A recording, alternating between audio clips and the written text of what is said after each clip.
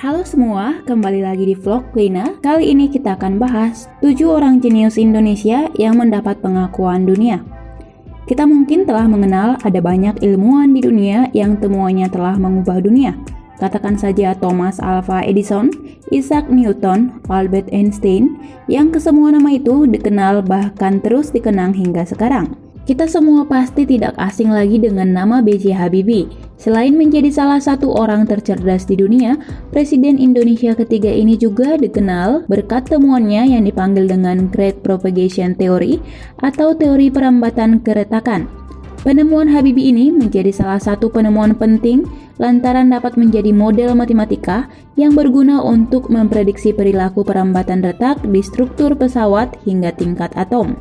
Selain B.J. Habibie, masih ada lagi ilmuwan Indonesia yang temuannya diakui dunia. Berikut beberapa di antaranya. Yang pertama, Prof. Dr. Insinyur Sediatmo.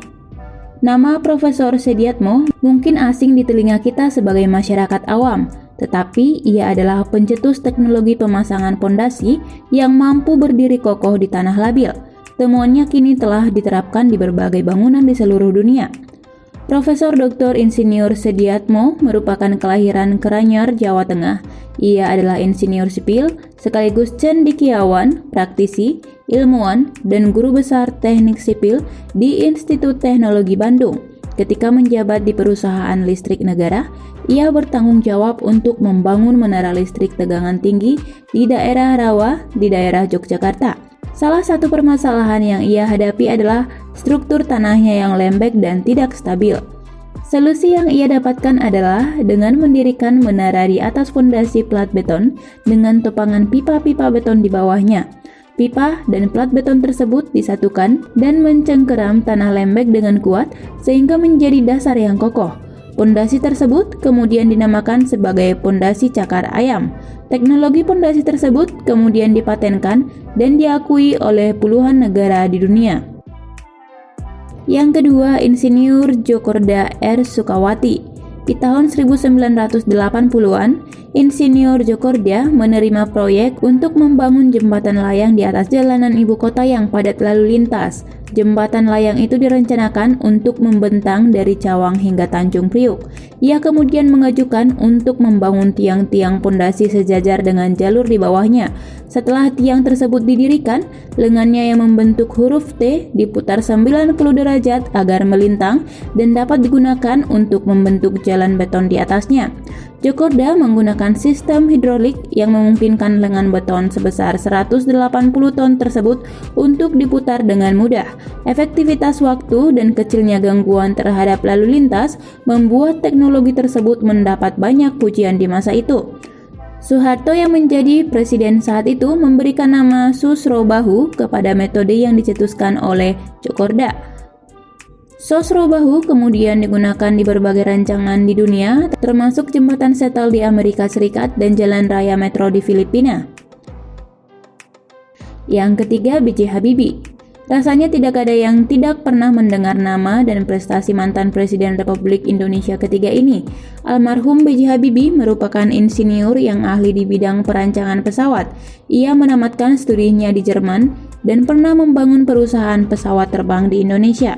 Habibie terkenal dengan teorinya yang berhasil menemukan titik kelelahan pesawat. Pada tahun 1990, kecelakaan pesawat terbang lazim terjadi karena kerusakan konstruksi yang tidak terdeteksi. Titik rawan kelelahan pada bodi pesawat belum dapat ditemukan dan biasanya titik-titik inilah yang mengalami guncangan secara terus-menerus.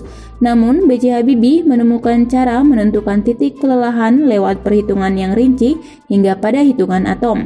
Teori B.J. Habibie ini kemudian dinamakan sebagai Craig Progression dan membuat B.J. Habibie dikenal sebagai Mr. Craig. Berkat temuannya, pesawat pun dapat dibuat menjadi lebih aman dengan resiko kecelakaan yang kecil. Pemeliharaan pesawat juga menjadi lebih mudah dan lebih murah. Yang keempat, Dr. Jo Hin Pyo. Dr. Jo Hin Pyo merupakan ahli sitogenetika, ilmu yang mempelajari sel dan genetika asal Indonesia yang menemukan bahwa jumlah kromosom dalam tubuh manusia adalah 46 buah atau 23 pasang. Penelitian yang ia lakukan di laboratorium di Institute of Genetics of Sweden University berhasil mematahkan teori ahli genetika yang menyebutkan bahwa jumlah kromosom pada manusia adalah 48 buah. Ia berhasil mendapatkan jumlah kromosom yang tepat setelah menyempurnakan teknik pemisahan kromosom manusia pada gelas preparat. Teknik tersebut sebelumnya dikembangkan oleh salah satu dokter di Texas University di Amerika Serikat pada tahun 1961. Yang kelima, Profesor Dr. Khairul Anwar. Profesor Dr. Khairul Anwar merupakan kelahiran Kediri, Jawa Timur.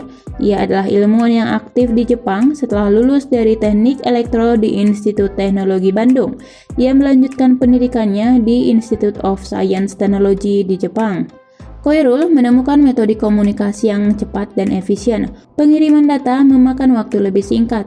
Temuan Khairul juga mampu menyelesaikan permasalahan komunikasi di kota-kota besar karena adanya gedung pencakar langit maupun di daerah pegunungan. Teknologi tersebut memenangkan penghargaan Best Paper pada Institute of Electrical and Electronic Engineer Technology Conference di tahun 2010. Temuannya yang telah dipatenkan tersebut digunakan oleh perusahaan elektronik besar di Jepang dan Cina. Yang keenam, Minto. Seorang pria asal Madiun berhasil membuat kompor tenaga surya pertama di dunia. Minto terdorong untuk membuat teknologi tersebut karena masyarakat di desa di tempat ia tinggal masih bergantung pada kayu sebagai bahan bakar pokok. Ia berhasil mengumpulkan sinar matahari dan mengarahkan reflektor untuk memasak. Minto dapat mendidihkan 1 liter air hanya dalam waktu 5 menit menggunakan reflektor berdiameter 190 cm. Temuan Minto kemudian mendapat banyak penghargaan termasuk dari Soeharto dan Susilo Bambang Yudhoyono. Dan yang ketujuh, Danny Hilman. Danny Hilman adalah dokter bidang geologi pakar gempa yang menamatkan studinya di Institut Teknologi Bandung dan California Institute of Technology di tahun 2000. Danny Hilman adalah dokter bidang geologi pakar gempa yang menamatkan studinya di Institut Teknologi Bandung dan California Institute of Technology. Di tahun 2000, Danny mengeluarkan prediksi bahwa pesisir barat Pulau Sumatera berpotensi mengalami gempa besar. Ia menjelaskan bahwa sejarah gempa dapat diketahui lewat terumbu karang yang tumbuh di pesisir pulau. Dengan meneliti bentuk dan struktur lapisan terumbu karang, ia dapat mengetahui bahwa Kepulauan Mentawai pernah mengalami gempa besar tahun 300 Masehi, 1360 Masehi, dan 1610 Masehi. Dari penelitian tersebut, ia memperkirakan bahwa gempa yang sama berpotensi terulang kembali. Riset tentang terumbu karang dan gempa menjadi salah satu penilaian ilmuwan Indonesia yang diakui dunia. Demikian kisah 7 orang cerdas Indonesia yang mendapat pengakuan dunia. Terima kasih telah menonton video ini. Sampai jumpa di video selanjutnya. Bye-bye.